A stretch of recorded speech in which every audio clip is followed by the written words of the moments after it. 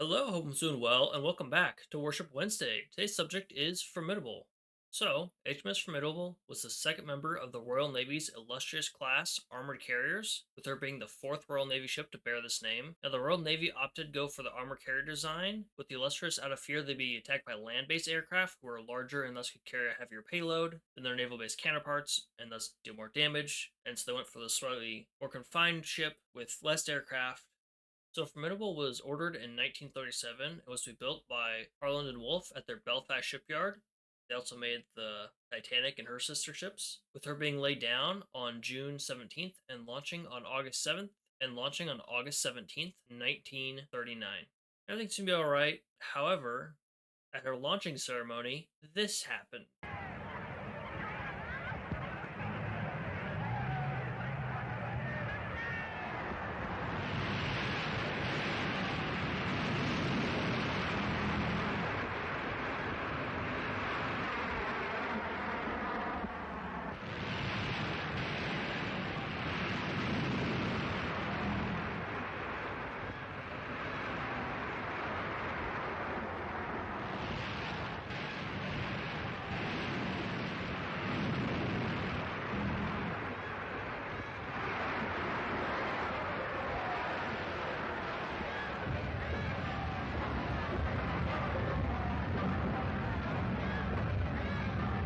Yes, right as the launching ceremony was about to commence, some of the wooden supports that were holding her up, they broke, and all 23,000 tons of her went sliding down the slipway while workers were still underneath her. Unfortunately, one spectator was killed and 20 were injured in this incident, but because of this, she got the nickname of the ship that launched herself because she quite literally launched herself. She said, "I'm ready to go." So she was commissioned on November 24th, 1940, and after a short workup, she was off to prevent convoys, with herself being escorted by heavy cruisers Dorsetshire and Norfolk. With their goal, in addition to protecting these convoys, was to hunt down the German cruiser Admiral Scheer, but they were unable to find Scheer. She escorted a convoy down to Cape Town, South Africa, arriving on January 22nd, 1941. Shortly after, she was ordered to relieve her damaged sister Illustrious in the Mediterranean, after Illustrious had been heavily damaged by German dive bombers. While en route heading up the east side of Africa, she took the opportunity to attack some Italian forces in their East African holdings of Italian Somaliland and Eritrea, in which she sunk a 5.7-ton steamer in February in exchange for losing two albacores. After this, she continued her way up and crossed the Suez Canal, arriving in Alexandria on March 10th, where she received ferry Swordfish to replace her lost aircraft. She did a convoy run to Malta and sent some more aircraft off to reinforce Crete to protect against the Italians on March 20th. And then a week later, she would be involved in some pretty serious action, probably one of her most interesting involvements. So on March 27th, a large Italian fleet was discovered, first by intercepting transmissions, but the British didn't want the Italians to know they intercepted them, so they somehow found the Italian fleet by sending a very, very calculated scout plane out to where they happened to be. That way the Italians wouldn't be tipped off as to the British knew their codes. The Italian fleet was discovered, be on the move between Greece and Egypt, in that general vicinity, not going to Egypt. So Firmino was sent off with the task force to go hunt them down.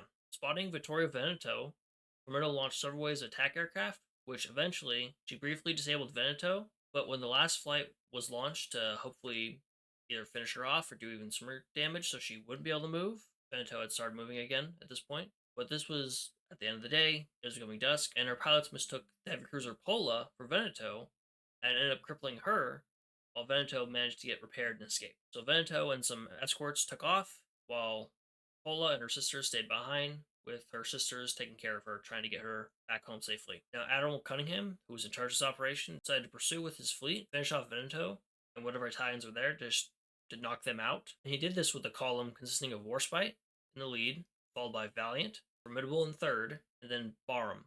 At this point, Polo switched to Zara and Fiume were behind to aid their sisters, along with their destroyer escorts. And so it was dark at this point. They can't see much, they're just trying to help each other out.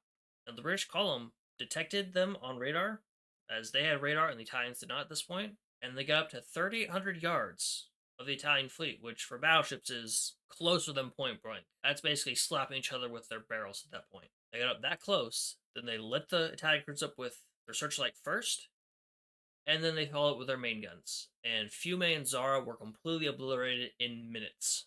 The battleship's 50-inch guns just completely destroyed these two cruisers. One of Zara's turrets was completely blown off and into the ocean, so That's how bad the carnage was. And since Formidable was right there, she also got the okay to fire for a brief second, and then she was told, "Hey, you're a very expensive aircraft carrier. You are very valuable to us. Maybe you shouldn't be brawling with Italian cruisers."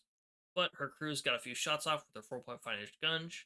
But her gun crews got a few shots off with their 4.5-inch guns before she disengaged, which is probably the smart thing to do. This action, if it was true, which I'm going to decide on if it was true because it's just very interesting. Various reports saying it was true. She would have been one of the few, if the only, I think, carriers to actually engage an enemy surface fleet with her main guns, and particularly being in a battle line with battleships fighting like that. So that's pretty impressive. Formidable was later involved in various fleet actions around the Mediterranean, including a raid on Tripoli and aiding in the evacuation of Greece, and then later on the raid on Scarpanto, during which he was badly damaged by German dive bombers and was forced to return to Alexandria for emergency repairs, before then heading on to Norfolk Navy Yard in the United States for more extensive repairs, arriving on August 25th, 1941, with the repairs being completed in early December. She then departed for Britain, meeting with her sister Illustrious along the way, but during the night of the 15th to the 16th, the two sisters collided, with Illustrious slightly ramming Formidable stern, only causing minor damage, but they still need to get some repairs done once they get back home,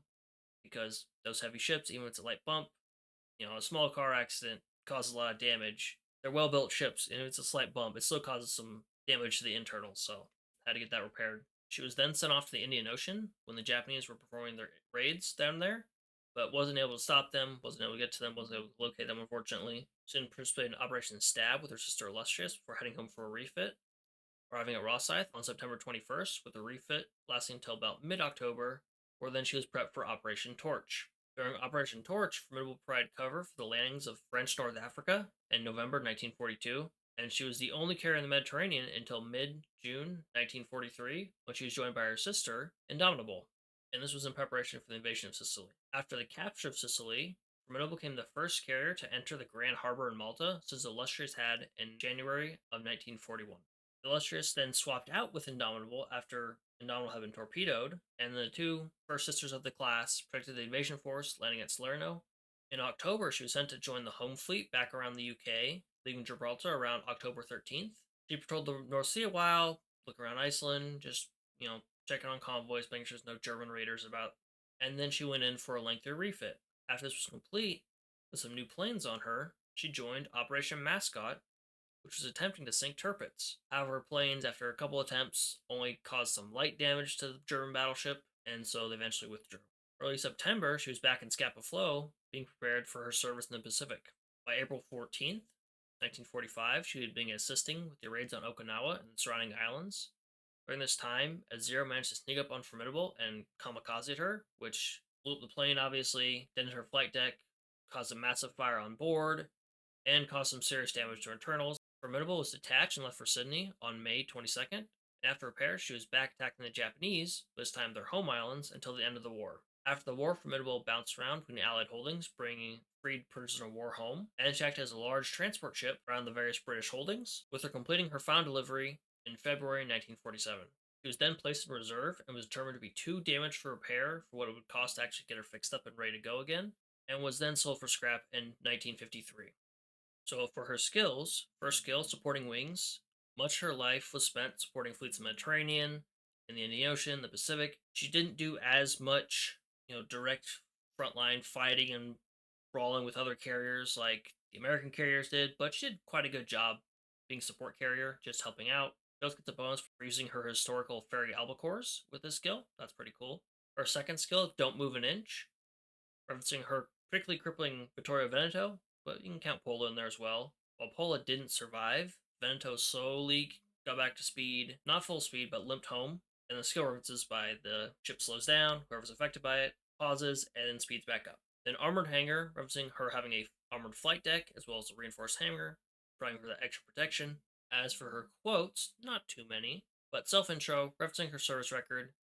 She says it's not particularly impressive, but as a support unit, I feel like she did pretty well and filled that role pretty well. She took some heavy hits, she kept going, she didn't sink, made it to the end, so pretty good. Her Secretary Idle Line 3, she talks about launching herself. Now, this event is the origin for all the jokes about her being lumbering, her being heavy, about her weight, so all those jokes and gags that you see in game, One of the Italian destroyers makes a reference to it in Imperial Tragic Comedy. I think it's also referencing Battle of Cape Matapan, which she uses her 4.5-inch guns. So yeah, they make quite a bit of fun of her of that. And then her secretary line, if you just touch not her tits, talks about turpits being a tough nut to crack, referencing her trying to sink turpits but not being successful. So that was HMS Formidable. Thank you for watching. Hope you enjoyed, and I'll see you in the next one. Bye bye.